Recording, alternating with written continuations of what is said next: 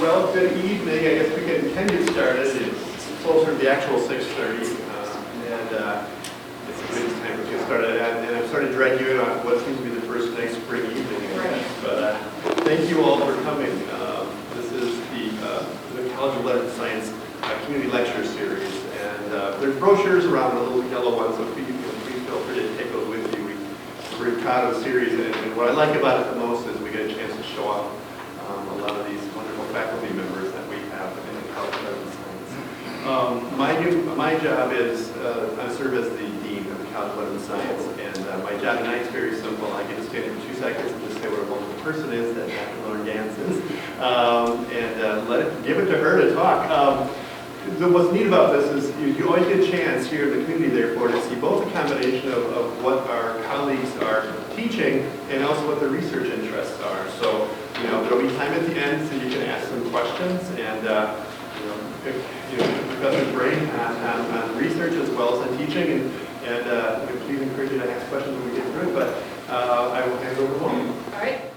Thank you, everyone, for coming out. It is a really lovely evening, and I know that it's a hectic time of semester for folks with midterms coming up and spring break on the way. So I appreciate you setting aside some time to come and listen to my talk tonight. So I just wanted to start with a little bit about myself and my research and how I sort of found my way into this particular topic. I did my PhD at the University of Texas at Austin, and while I was there, I primarily studied Caribbean writers.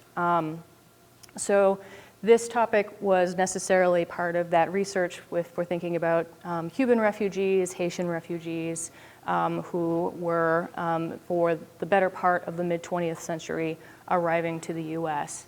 While I was there, a very good friend of mine also started working with refugees from Myanmar and from Syria. And so seeing some of the things that she was experiencing with working with these various communities is another reason that I feel really invested in this particular kind of literature. And as I've sort of acclimated to central Wisconsin, I've also found it really important to speak to our local communities here, particularly the Hmong. So that's kind of the path that I took to get to this particular presentation tonight.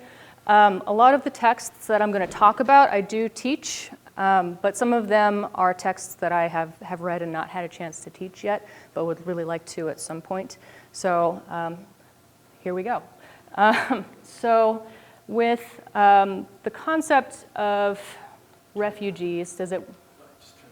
Oh, is it not on? That would help, yes.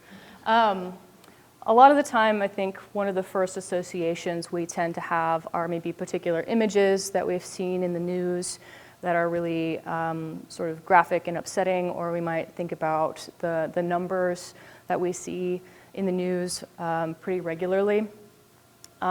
So just to kind of start from that base point, I do want to address the numbers very sort of briefly and kind of go through some of the legal apparatuses that are set up to sort of establish refugee status and asylum before I start talking about the literature. So I have a brief poem here by Somali poet Warsan Shira, which has really become a rallying cry for a lot of folks with the refugee situation in Europe. It's called Home, and this is just a very, very short excerpt. No one leaves home until home is a sweaty voice in your ear saying, leave. Run away from me now. I don't know what I've become, but I know that anywhere is safer than here. The whole poem is extremely powerful, but I think this kind of encapsulates one of the reasons that her poem has become such a flashpoint for a lot of refugees in Europe at the moment. So, numbers. The most recent data from the UN High Commission on Refugees, there are about 70.8 million forcibly displaced people worldwide, and that accounts for refugees, the internally displaced, as well as those seeking asylum. And I don't know how well everybody can see, but asylum seekers are that tiny little percentage here, 3.5 million. Internally displaced people by far make up the largest group of this. And there's some more data here about where folks are being housed and how many new asylum seekers folks expect to see over the course of the next year. It's pretty staggering numbers to see. It's hard to sort of envision what that even looks like. So one of the things that I think is important to understand with these numbers is that they tend to be either overwhelming to us or they have a very flattening effect. It becomes impossible for us to sort of differentiate the individual lives that make up that 70.8 million people. And that's where refugee literature becomes so incredibly important. So just out of curiosity, does anybody know when record keeping for this data started, or take a sort of stab at it? 1980? Earlier. Was it after World War II? It was 1951. The UN High Commission for Refugees was created in 1951. So according to the UN, we are currently seeing the highest number of displaced people since record keeping began. And they have a really up-to-date data sort of page on their website that you can go check out if you are so inclined. So the definition of refugee is something that I think most of us probably have an intuitive understanding of, but I think it's important to kind of trace out exactly what it is and what it means. So the term refugee has been around for centuries, obviously, had its origins during the sort of religious reformations in Europe, where you had various folks from different sects seeking asylum or seeking refuge because of religious persecution. The term I'm speaking about it today, really kind of came into being after World War I, when the League of Nations kind of tried to establish an idea of what this might look like. And they kind of divided the categories into either you are leaving because you are in some kind of danger or you are leaving for economic reasons. And that was pretty much the test to decide if you counted as somebody who was a refugee.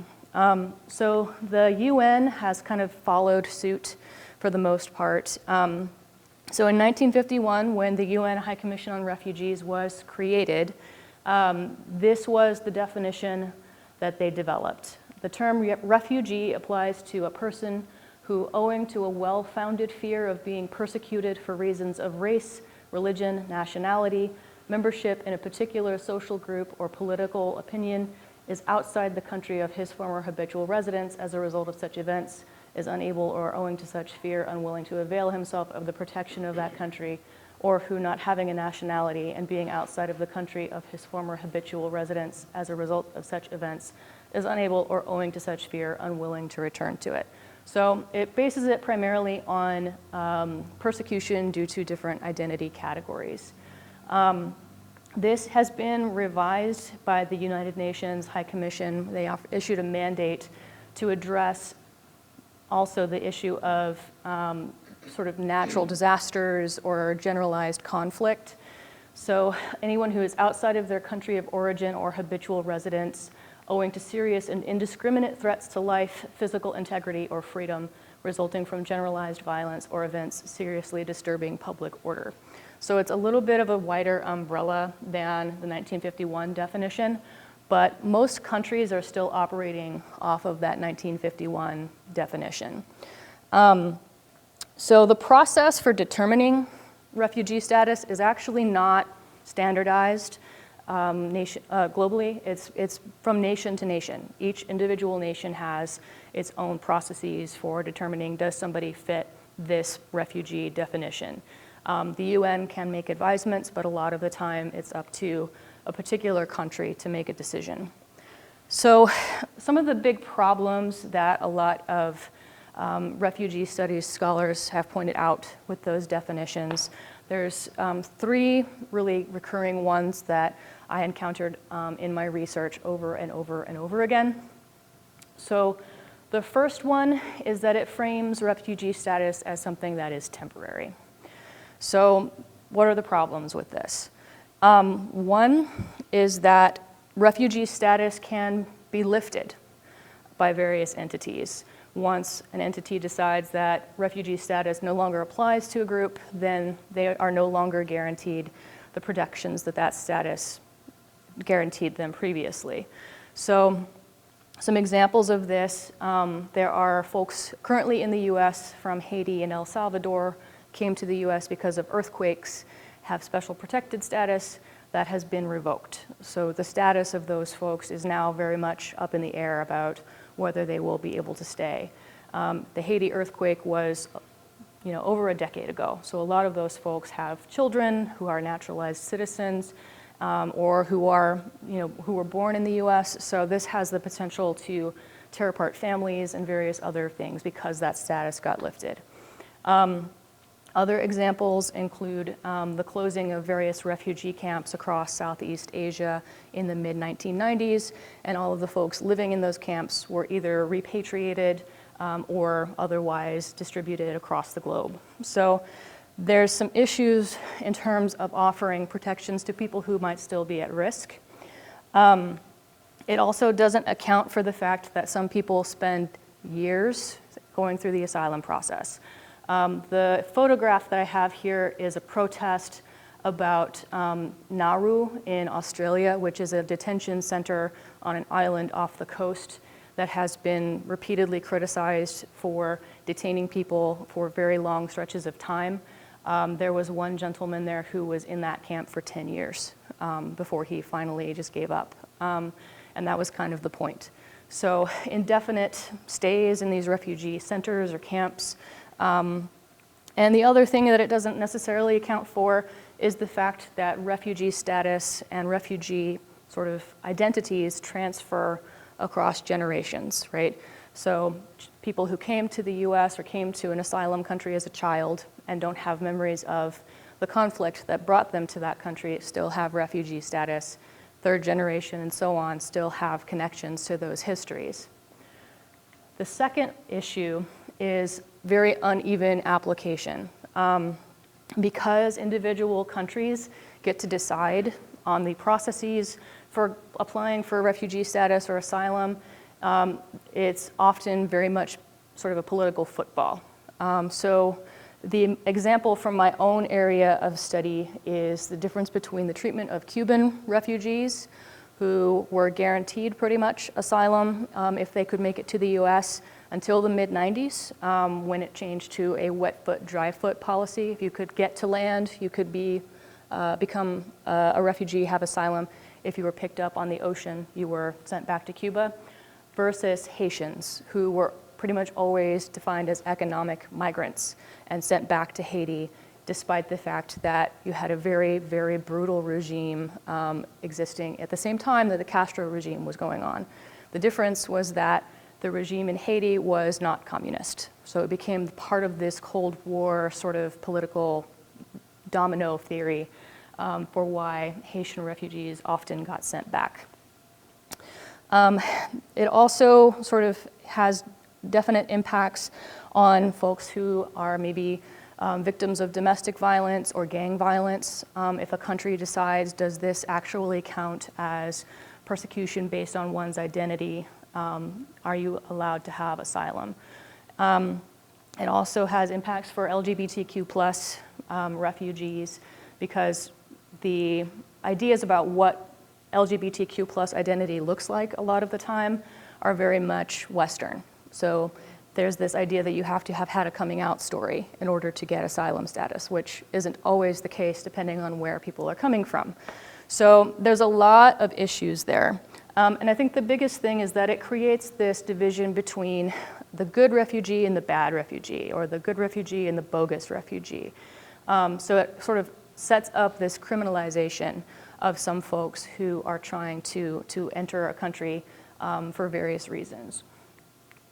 The final thing that has sort of come up in a lot of the research is that that definition a lot of the time sort of denies any agency on behalf of the refugee, sets them up as a victim in need of saving, sets them up as somebody, bless you, sets them up as somebody who is a problem to be solved, right? You often hear that language of crisis or problem. which is very sort of dehumanizing. And it also creates this language of debt, right? You must be very grateful that you are granted asylum in this country.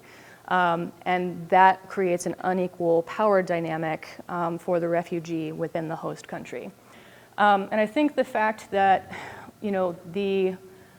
the idea of being labeled a refugee has that dehumanizing characteristic is probably best exemplified by the fact that when Hurricane Katrina happened, there were folks who were labeled refugees, who were American citizens because they were driven from their homes by that natural disaster.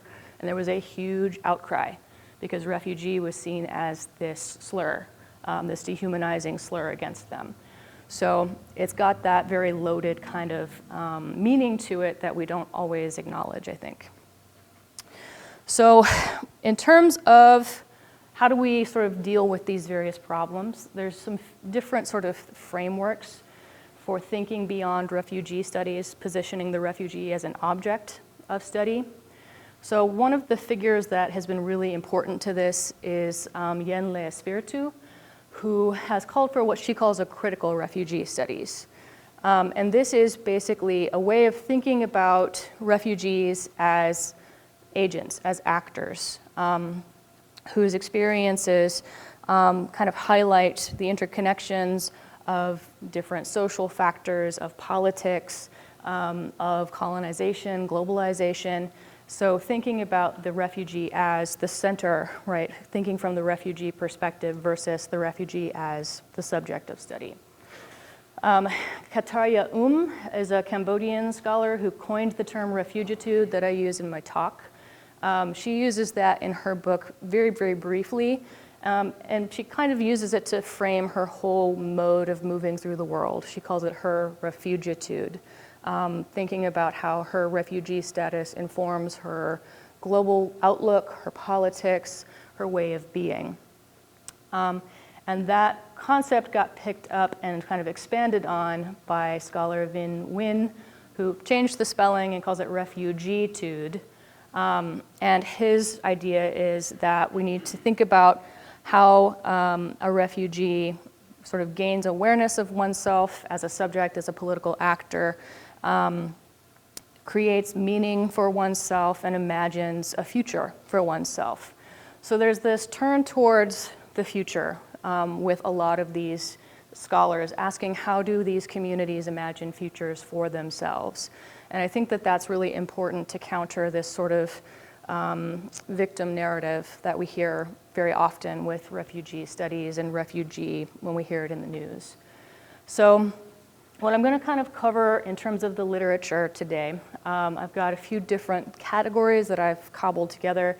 These are by no means authoritative, and these are not the only categories that certainly exist.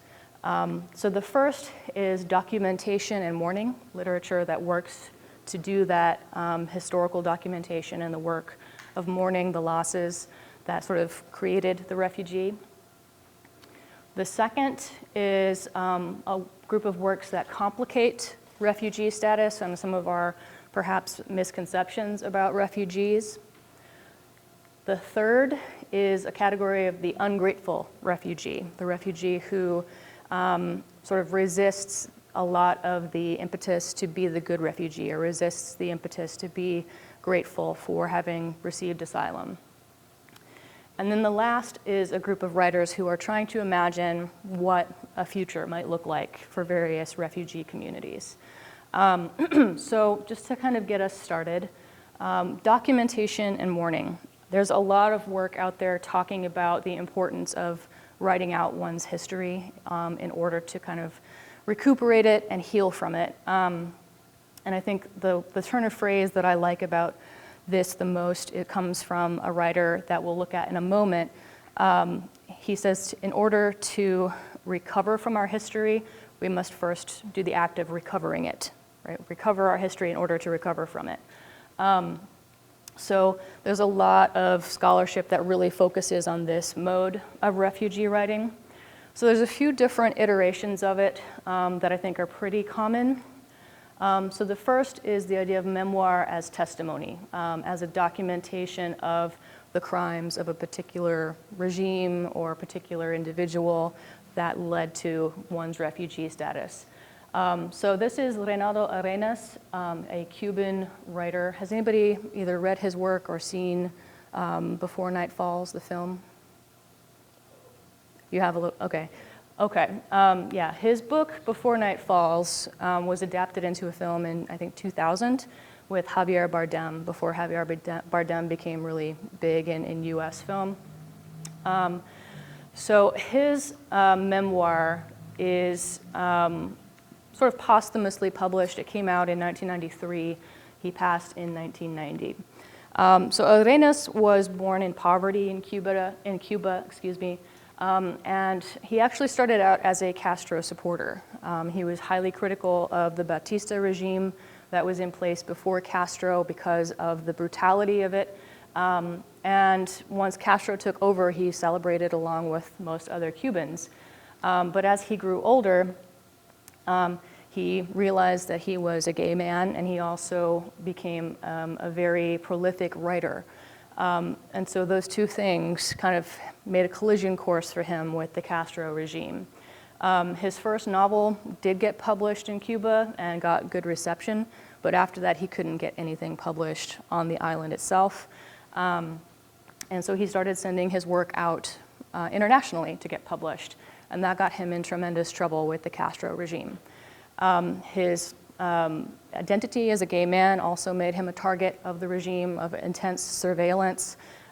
He was ultimately imprisoned because of his writings and his gay identity, and forced to sign a confession and to renounce all of his former works, which was absolutely devastating for him. He had, I think there was one of his novels that he rewrote 4 or 5 times trying to get the stinking thing published. And every time I've taught this, and my students get to that point, they're just like in tears because they can imagine losing that much work that many times. So he ultimately escaped from Cuba in 1980 during the Mariel boat lift, which sent basically undesirables to the US through a deal with the Carter administration prior to Reagan taking office. And he stayed in the US for the remainder of his life, ultimately contracting HIV and getting ill enough that he could no longer write, and then taking his own life as a result in 1990. So I have a very sort of brief excerpt from the final few pages of his memoir, and you can see his dedication still to the cause of Cuban freedom. You are the heirs of all my terrors, but also of my hope that Cuba will soon be free. I'm satisfied to have contributed, though in a very small way, to the triumph of freedom. I end my life voluntarily because I cannot continue working. Persons near me are in no way responsible for my decision. There is only one person I hold accountable, Fidel Castro. I want to encourage the Cuban people out of the country as well as on the island to continue fighting for freedom. I do not want to convey to you a message of defeat, but of continued struggle and of hope. Cuba will be free. I already am. So his memoir is deeply tragic, but he even ends it, right, with this message of continuing the struggle, continuing the fight. And he's working very hard throughout to push back against those who would try to reconcile with the Castro regime or normalize relations with the Castro regime throughout his life. So there are a lot of these kinds of writings, first sort of generation refugees writing about their experiences and what led them to becoming refugees. This is one that I find particularly powerful because it does have that message of defiance to the very end, and that hope, right, for a better future for Cuba. So the second sort of iteration of this kind of writing that I wanted to sort of line out is the family memoir. And so I've chosen Cao Kalia Yang, who, has anybody read The Late Homecomer? Okay, yeah, I was gonna say, it was, I think, pretty widely read in the community for a while when it came out. So her work is the story of her family fleeing from Laos, staying in a refugee camp in Thailand, and then eventually getting asylum and coming to the United States. So she really positions herself as her family's historian because most of her elders are not literate, they are not fluent in English, and so she wants the outside world to really know her family's history. And there are other writers who sort of do the same thing. She's kind of unique in that she seems to have had the full participation and excitement of her family about this project. She focuses in particular on her grandmother as kind of the central figure in the family and tracks her journeys from Laos to the United States. And so she definitely has this agenda of making sure that the Hmong are remembered. And that's one thing that is very common in a lot of these. We have to remember ourselves, we have to mourn ourselves because no one else is doing so. And she makes that very, very clear in the end of this quote. I wanted the world to know how it was to be Hmong long ago, how it was to be Hmong in America, and how it was to die Hmong in America, because I knew our lives would not happen again. And unfortunately, her work did not get as much critical acclaim as some of the other authors that I'm looking at, but I think that it's an important example of the sort of effort to recover one's history, right, in order to preserve it, recover it, and make sure that it's not forgotten, because there was so much that was just not recorded from the Hmong flight out of Southeast Asia. Other writers who work in this genre have had a more difficult time sort of getting their family participation in it. A more recent one is Thi Bui's The Best We Could Do, which is a graphic novel, very beautiful graphic novel. And she really struggled to get her parents to share their story of leaving Vietnam and their experiences in Vietnam in the lead up to the war and their eventual flight out of Vietnam. And that's pretty common for those who are second generation or 1.5 generation trying to recuperate these family histories. There's this tension between, am I doing this because I want to understand myself, or am I doing this on behalf of my parents? Is it some mixture of the two? And the parents aren't always comfortable with sharing their stories. There are some things that they would rather not talk about. So I think the important thing about this particular kind of writing is that it does illustrate the way that this refugee identity, this refugee sensibility sort of is transmitted, right, through the generations. Sometimes directly through conversation like this, sometimes through knowing that there's things we don't talk about, right? Knowing that there's these big holes in the family history and not quite understanding what's in them. So even if it's not fully transmitted, it's still transmitted, right? So the last kind is more related to fiction. So this is Viet Thanh Nguyen. He was an infant when he left Vietnam. They left, I think, in 1975. He's a Pulitzer Prize-winning writer. His novel, The Sympathizer, is what got him his big acclaim, but he also has this collection of short stories called The Refugees, which came out, which kind of collected things that he had written previously. And Nguyen is very kind of concerned with how do we honor the dead without appropriating them for our own ends? How do we avoid kind of maybe ventriloquizing for them or misrepresenting them, especially if we have no way of knowing their names and no way of knowing their experiences? So he really focuses on trying to restore humanity to those who were denied it. He also really focuses on trying to, he says it's necessary to meet the dead on their own terms. So sometimes just acknowledging that there are a lot of unnamed dead that we will never know, and that in itself is a big enough loss that we need to kind of grapple with. And so he has a short story that opens this collection called Black-Eyed Women. Beautiful story. Taught it before in my classes. It's focused on a young woman who is a ghost writer who writes other people's stories. And she and her mother are living together, and they are refugees from Vietnam. They fled via boat. And we find out over the course of the story that her brother was murdered by pirates on the way to refuge, and that she was assaulted. And her brother's ghost returns to haunt her. He has swum across the ocean to the United States and shows up at the house. And basically confronts her and tells her, you need to deal with this aspect of your history. You need to deal with this hurt that you have. Because right now you are acting like a ghost as well. And so the story ends with her sort of deciding to ask her mother about those stories and to ask about newspaper clippings and things that they have in their house in an attempt to kind of gather these stories together. And so she becomes a ghostwriter of a different sort. She's not necessarily being hired to write some celebrity story. She's writing the stories of the ghosts that haunt her family. So this is sort of the final passage here. More often, though, I go hunting for the ghosts, something I can do without ever leaving home. As they haunt our country, so do we haunt theirs. They are pallid creatures, more frightened of us than we are of them. That is why we must seek these shades so rarely and why we must seek them out.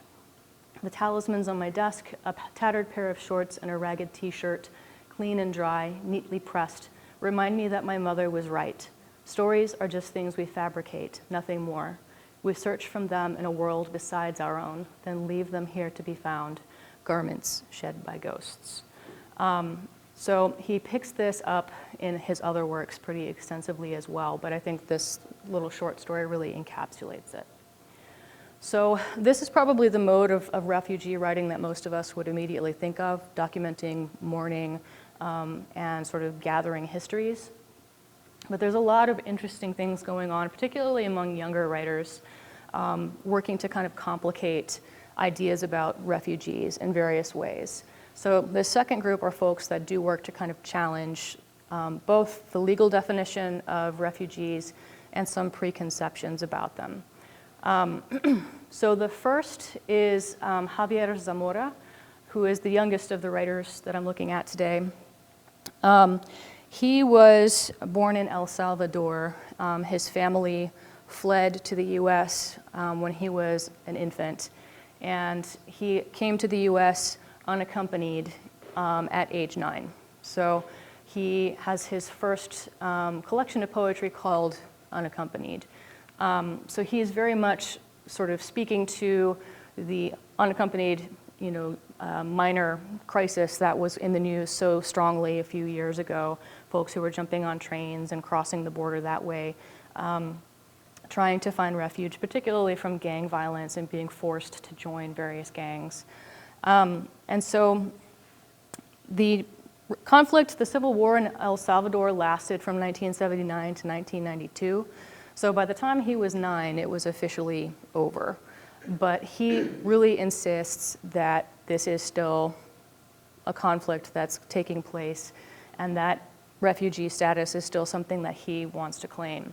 And his collection tells the story of those conflicts from multiple perspectives, from his parents' perspectives, his grandmother's perspectives, his aunt's perspectives.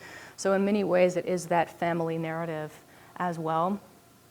And his work is very important right now because there are ongoing debates in the US about, are El Salvadoran refugees or are they economic migrants? And there's not any consensus at the moment.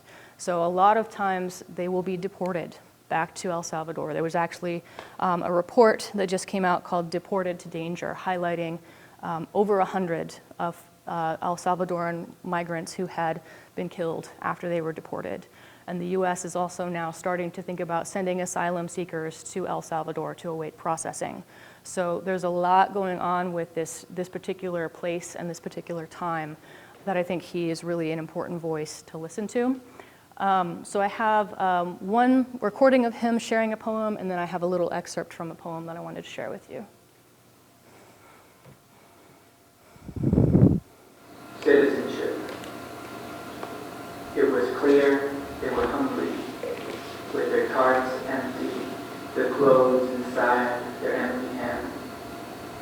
They were hungry because their hands were empty, their hands in trash cans.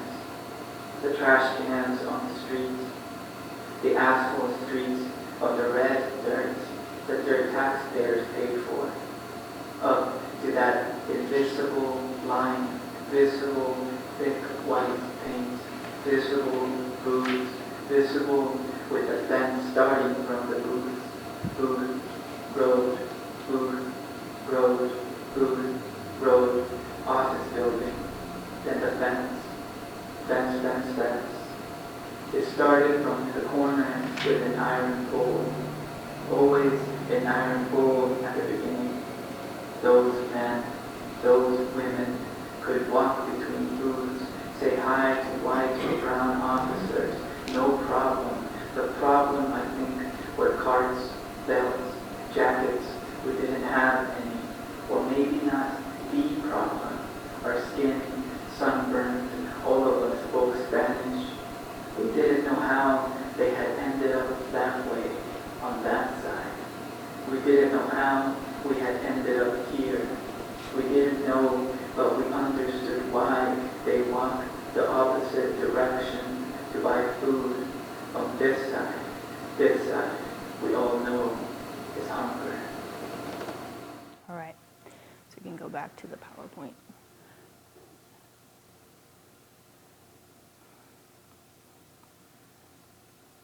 Okay. So writing from the perspective of himself, right, as a young migrant attempting to cross the border. The other piece from his writing that I wanted to emphasize is a short excerpt from his poem, El Salvador. Stupid Salvador, you see our black bags, our empty homes, our fear to say, the war has never stopped. And still you lie and say, I'm fine, I'm fine. So again, this emphasis that this conflict, although it's officially over, it's not actually over. And there are still people who are fleeing for their lives. So a more complicated, I think, issue is the problem of perpetrator refugees. So this is Edwidge Danticat, who is a very well-established Haitian-American author who came to the U.S. at age 12 as a legal migrant following her parents. But she writes a lot about Haitian migrants in various works throughout her career. And so I think the most important one for this conversation is her book, The Dew Breaker, which came out in 2004. I'll go ahead and pop the quote up there just so that you can read it for yourselves while I'm talking. So this book is kind of a collection of stories from various folk. One of the main characters is a young woman named Ka, who is under the impression that her father was imprisoned in Haiti during the regime of the Duvaliers and tortured there. And she finds out that he was actually a torturer. He was not the tortured. He was what they called a dew breaker, and they were called that because they would, very early in the morning, disturb the dew on the grass as they were out kind of gathering people up. And so she has to grapple with this reframing of her father as somebody who had to flee Haiti because the regime changed, and so he was in danger, right, of retaliation, but also somebody who admitted to having killed people, having committed these atrocities. And as the novel progresses, we see various people that he had impacted through his actions. People who had lost family members because of him, people who had had to flee because of him, people who had been abused by him. And it ends where we find out that he actually killed his wife's brother. And then she took him in as he was fleeing because he was so horrified by what he had done. And they ended up getting married and having Ka. So this novel asks a lot of really difficult questions. What does it mean to forgive something like this? Should something like this be forgiven? What does it mean when we have a perpetrator-victim? What do we do with the sort of process of truth and reconciliation with something like this?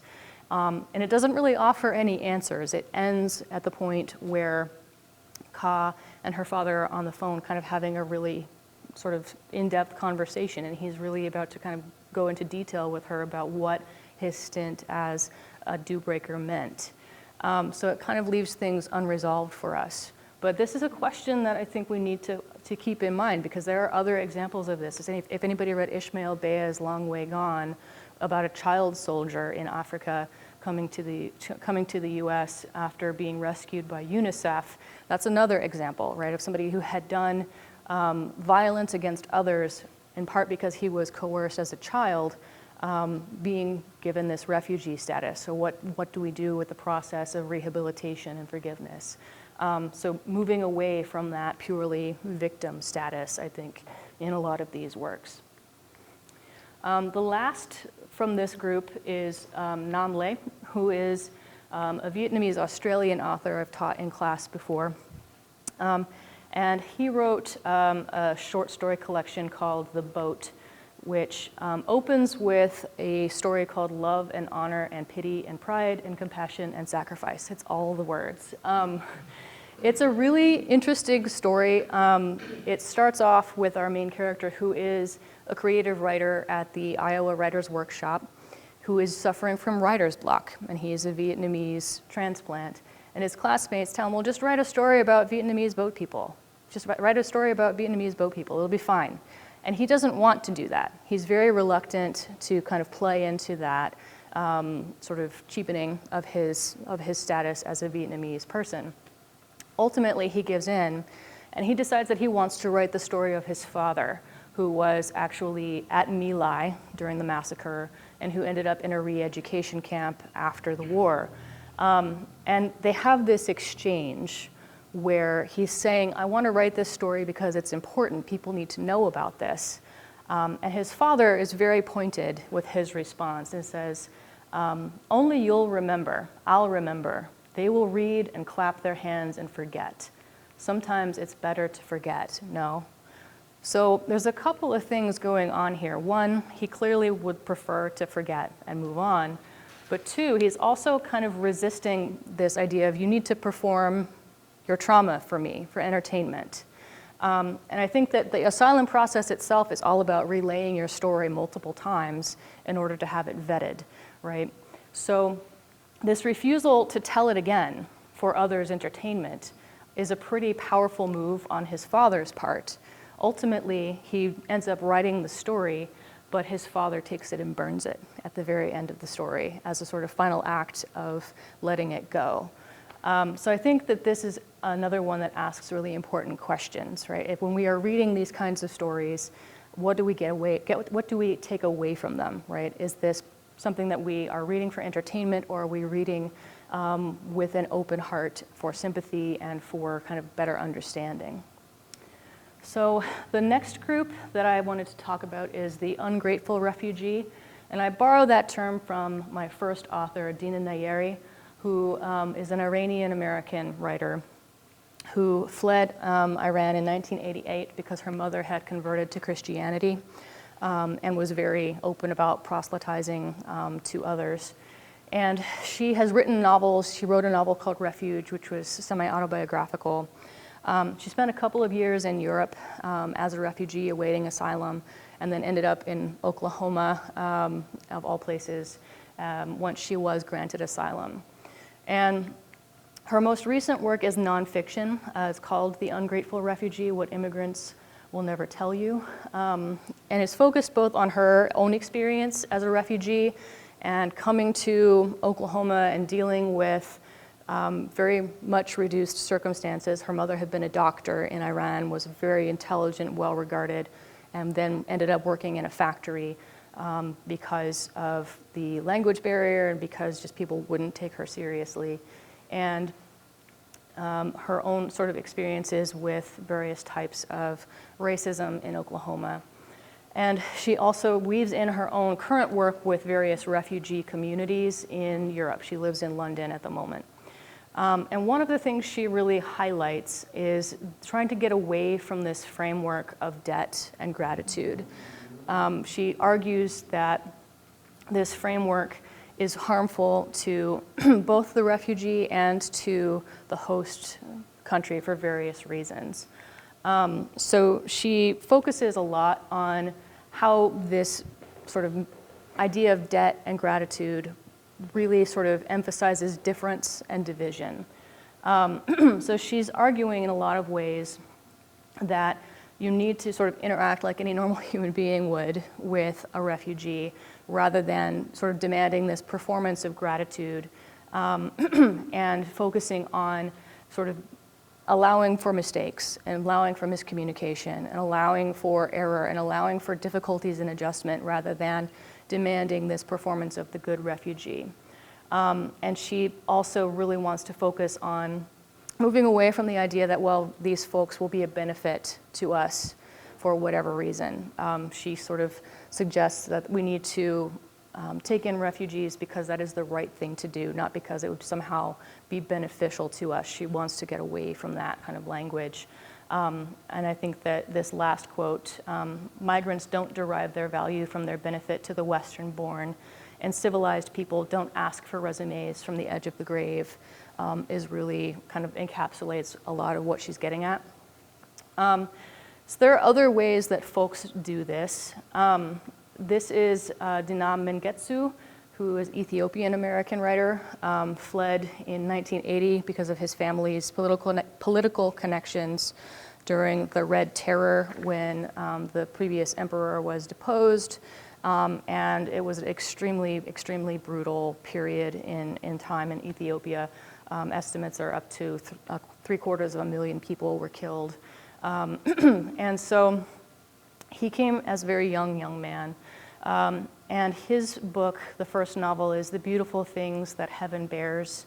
And it came out in 2007. And he's not the only writer who does this, but he really kind of questions this idea of the American dream, the idea of the immigrant making good, and the necessity that a refugee does that.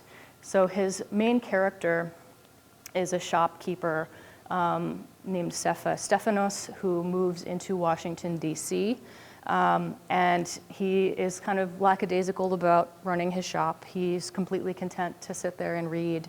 And the whole plot of the novel really focuses on this neighborhood being gentrified. And so he's dealing with these issues of race and class in this neighborhood, and how the community that had been there historically is being pushed out, just as he was pushed out of his home country. And the novel's title comes from Paradise Lost by Dante, so this implication of being in purgatory, being in limbo, never really fully committing to the American dream. So I think that this is a book that, it's a very quiet book. It's a very sort of gentle, quiet book, but it offers some really important critiques of the way that class and race are stacked against a lot of refugees. And so this idea of you have to make good, you have to fulfill the American dream is in many ways sort of not necessarily unrealistic, but not necessarily something that is helpful either.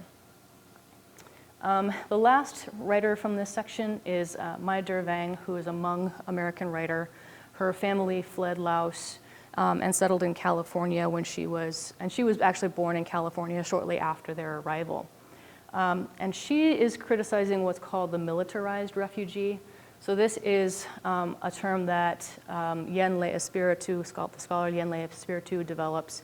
And she talks about how particularly Southeast Asian refugees have become this symbol of American freedom and magnanimity, and how we sort of hold up this, well, look, we took in all of these folks, we rescued all of these folks from Southeast Asia, and we won the war without actually winning it, is the way that she phrases it. It becomes this victory for the U.S.'s sort of humanitarian spirit, and it gets used to kind of justify other incursions throughout the world. We're going to bring freedom to these other places, and sort of legitimizing some of the things that have happened, particularly with the Iraq War. A lot of Southeast Asian American writers were really concerned about how they kind of got used as an example of why we should go into Iraq.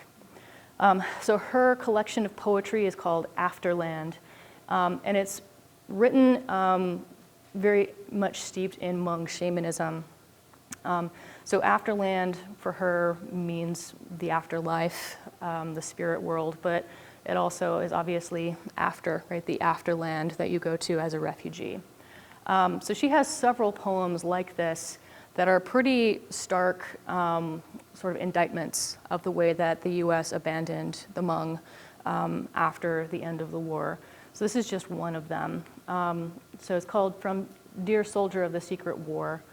Do you think of the American returning to the coffee cup, new linens and a warm bed, pulling into the driveway? Sorry about your mountains, they say. Here's the last of the ammunition, a few cases of grenades. Do you picture him reading the morning paper, turning on the nightly news? And she contrasts this with images of this soldier of the secret war fleeing for his life and seeing sort of the aftermath of conflict. She has several poems that do this, pushing back against this idea of the US as savior in this example. So the last group, and I apologize, I've gone long. So imagining futures. I think this is one of the most important things to kind of emphasize with refugee writing, this turn away, not necessarily turn totally away from the past, but thinking about the future and how the past can help us to make better futures. So one example is speculative fiction or refugee futurisms, sci-fi, fantasy. There's always something powerful about sort of being able to think outside of the constraints of contemporary world and imagine otherwise. So this is Hassan Blassim, who is an Iraqi author. He fled in 2004. He got in some trouble for making films about the Kurds, and he now lives in Finland. And he edited a collection called Iraq Plus 100, where he gathered a lot of writers who are of Iraqi descent, some who are still in Iraq, some who are living in diaspora or exile, and asked them to imagine a city in Iraq 100 years from now. What might that look like? And so I think that he kind of encapsulates a lot of the reasons that sci-fi and fantasy are so powerful. I told them that writing about the future would give them space to breathe outside the narrow confines of today's reality. As Iraqis at home and abroad, we are desperate for this peace and thirsty for the imagination and creativity essential to rebuild this ancient country, this land of the two rivers. So this freedom in more imaginative, speculative writing to think about what could be, how do we move forward, and what can we do to be better. Another example is Bao Phi, who was another Vietnamese poet. He fled with his family as an infant in 1975, and he coined the term refugeography. He has a CD of his spoken word poetry called Refugieography, and he also has a poem called You Bring Out the Vietnamese in Me, where he starts with, let me introduce you to my refugeography. He's very much imbued with the sort of slam poetry. And his work is really, really interesting. So his first collection is Song I Sing. And one of the things that he really does is emphasize a transnational way of thinking of himself and a transnational politics. So I've got a poem by him. If Scott, you could go ahead and play that.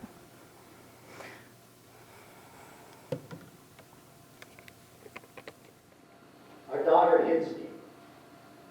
This tiny toe ball socked my forearm. Since we are trying to teach her about consequence, I tell her Daddy needs to go sit somewhere else without her until she can apologize and promise to stop hitting. She is already crying, and she runs towards me, arms outstretched, and she wants me to hold her. My resolve gives me nowhere to go but to run away from her, around the dining room table. She chases me, blubbering tears, as if she were a war orphan in Vietnam and I her C5 galaxy. That's the way it is in this country, my mom will tell me in Vietnamese. If it were you, you'd be afraid of me spanking you. Here's the part where I make money and fame by telling you Vietnamese people are abusive and backwards. They should be glad to be living in whatever puddle or efficiency or condo or project or suburb seem fit to contain our stink in the United States.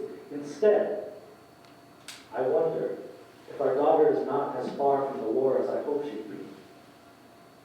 I wonder what ghosts made of gunpowder and spilled oil and jet stream live in her tiny muscles. If oceans drown her veins so she could run at me like this to test the caliber of my resolve, the buoyancy of my memory, The times my body feels too small to do what I ask it to survive. Heard heavy steps leaving bomb craters around the dining room table. Jagged holes that will, through rain and time and surviving hands, become rice paddies. I pick her up. I hold her. She puts her chin on my shoulder, and through teary eyes she sees everything behind me. Thank you all. Okay.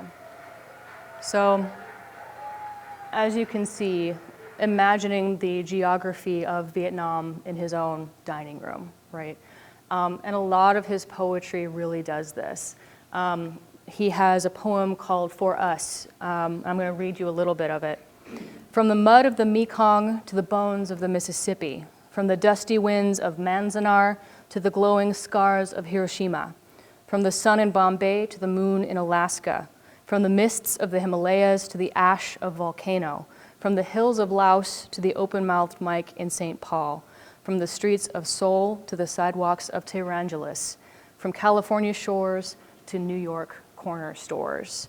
So he's imagining this very expansive geography and a coalitional politics that I think is very important. A lot of his work is imbued with this sense that various communities who are oppressed need to work together. The poem, You Bring Out the Vietnamese in Me, it's a tribute to Sandra Cisneros' You Bring Out the Mexican in Me. He has another poem titled, it's very long, For Colored Boys in Danger of Sudden Unexplained Nocturnal Death Syndrome and All the Rest for Whom Considering Suicide is Not Enough. So he's writing about Hmong unexplained nocturnal death syndrome, but he's borrowing from Ntozake Shange's work in his title. And this is another example where he is naming off various young men of color who have been shot by police, and they come from various communities.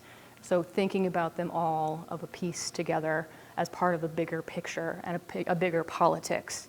So he's a really, really interesting poet for a lot of reasons, but I think that this is one of the things that imagining futures through a refugee perspective can perhaps allow.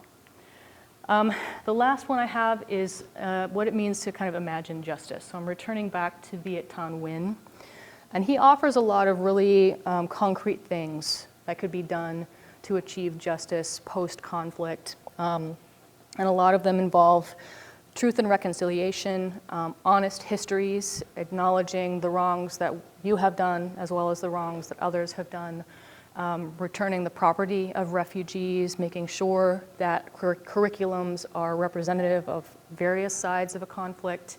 But I think this last quote is the one that I kind of wanted to end with. Shouldn't mass murder be impossible? The fault is our own. There's no one else to blame for the limits of our spirit and our imagination. We submit to the pragmatists, the profiteers, and the paranoics who insist that war is part of humanity, our identity. We must imagine peace, no matter how impossible it may seem. It is perpetual war that is unrealistic. Perpetual war is madness, engineered in the rational language of bureaucracy and the high-flown rhetoric of nationalism and sacrifice, operating through campaigns that could lead to human extermination. This madness can only be matched by the logic of perpetual peace and the excessive utopian commitment to a pure forgiveness, which the species needs to survive.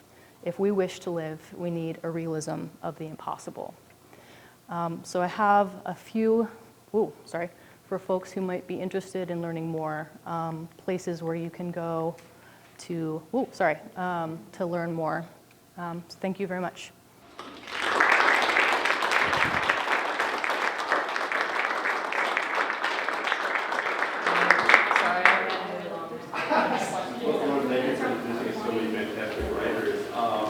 What I might suggest, so those people have to escape at 7:30. So those of you who need to go can kind of head out. But if you want to stick around and ask questions, Laura, if you're okay, stick around for a bit. I'm fine to stick around. Stick around and you can Yes. ask questions. Can I just point out too for people, isn't Freedom Inc. the group in Madison who is working pretty actively? It is. Yeah, they're working with the Hmong and Laotian and Cambodian communities in Wisconsin. To provide representation during this particular situation where Yeah. I heard on WPR last Thursday on the Route 51 that they're expanding the camps now in Laos. Yeah. So it looks like they're planning on Like taking folks back. taking even more folks back. Okay. And I know the Minnesota rep is Betty McCollum in the Twin Cities is actually involved in Katrina Shanklin, of course, in our area. So I'm involved in this, but I can't remember. Do you remember offhand the name of the contact person that created it? Chai Mua. What is her name again? Chai Mua. Chai Mua, okay. Mhm. Yep, and so I would really encourage people to look up Freedom Inc. I think you can find it on Facebook. Yeah. They are accepting donations if you care about the money and what's happening to them in our community. I know my dad didn't fight in two major conflicts to see World War II in Korea, to see people treated like this. And there's a lot of processes right now in place to start denaturalizing naturalized citizens, which is really concerning as well. Yeah, I mean, I have lots of those folks in my family that just were naturalized a generation or two ago. I'm finding out when I do the genealogy. So it could be any of us in this in here if we go back a generation or two, and maybe it's some of their family members in here. So. Yeah. But I'm sorry, I'm preaching. That's okay. I forgive. Thank you for emphasizing. Yeah, that's a great local organization if you want to get involved in some way. Lots of great books that you introduced us to. Thank you.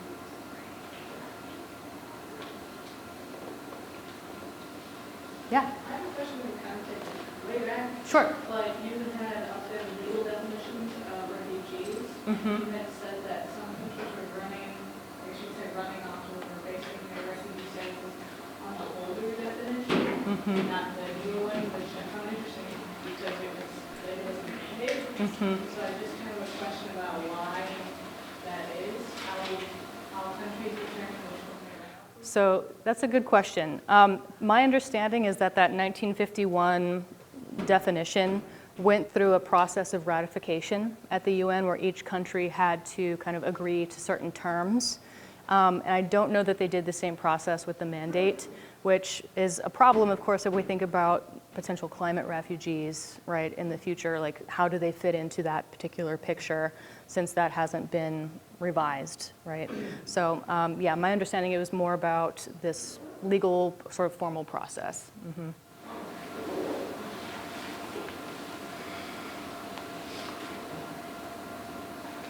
I think it's really. Oh, sorry, go ahead, Gar. Oh, yeah, no. Well, I'm just curious about how your students respond to this work. First of all, what kind of students walk into the classroom when they listen to talk, and once they're there, broadly speaking, what kind of responses do you see?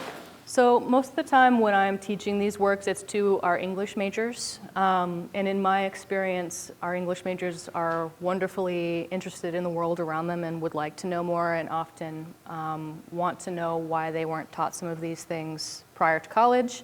One of the things that I do have to really kind of work on is pushing back against that trauma victim narrative, which is why I think this work is important, because I think I mean, I teach multi-ethnic literature. I think that's one of the very common ways that it gets read is like, oh, this is all of the bad things that ever happened to people and they're victims.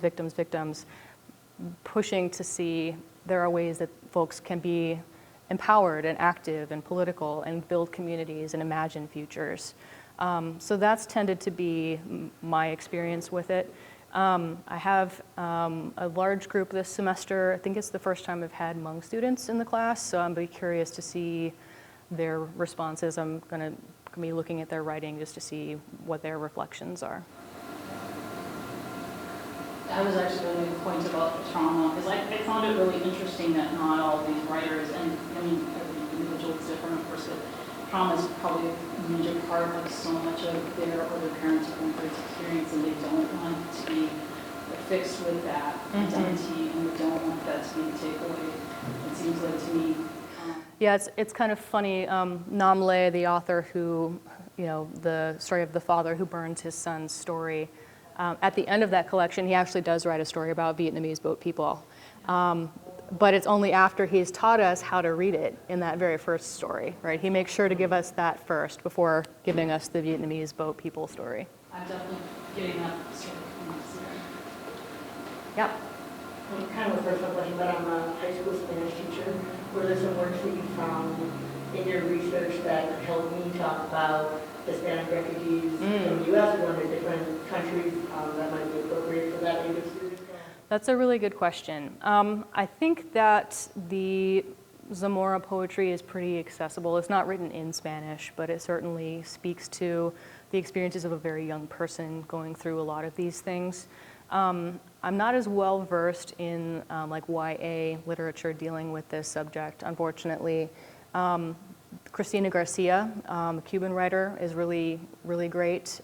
She has a book called Dreaming in Cuban that deals with sort of 3 generations of Cuban individuals, a grandmother who stays on the island, and then a mother and daughter pair who go to the US, and just the different ways that all 3 of them think about the island and about each other and about what it means to be Cuban. So that one you could potentially use. There's some things in there that might be a little bit heavy or triggering, but she's in general, she's really accessible and good. So. Mm-hmm. Thanks, everybody.